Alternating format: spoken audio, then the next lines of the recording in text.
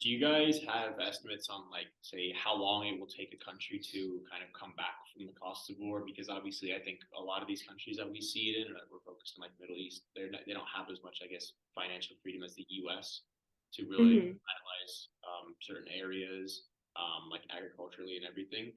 Do you guys have estimates on how long we would even still be in those areas, or how long it would kind of take to recover from a war like that, both for the U.S. and the different countries?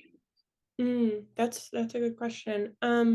We don't have estimates on that, in you know, in like concrete terms of saying like it will take X amount of years, but um, I think, I guess, in kind of taking a lot of the different research, we can kind of look at different factors that might assist in like building more infrastructure for that country, or like how um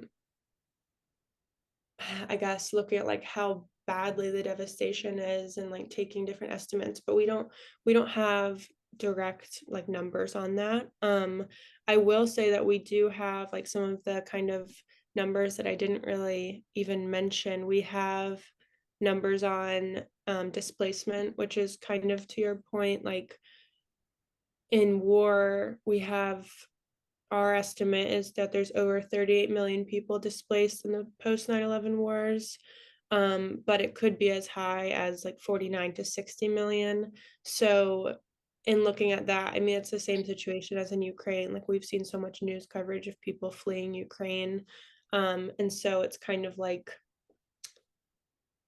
it's like, can a country get back to how it was before? I think is really like the question. And that's really like kind of what this project asks is like, if 38 million people are displaced, is it possible for them to move back and resume the life that they had before war? And that's kind of like the thing that has to be discussed more, is like, we like, war has these like just lifelong impacts. Like, if you're displaced as a 15-year-old, out of your home and have to flee, like, not only are you going to be like physically displaced, but like, what trauma has that caused? How does that affect your family's finances? How does it affect your ability to get an education?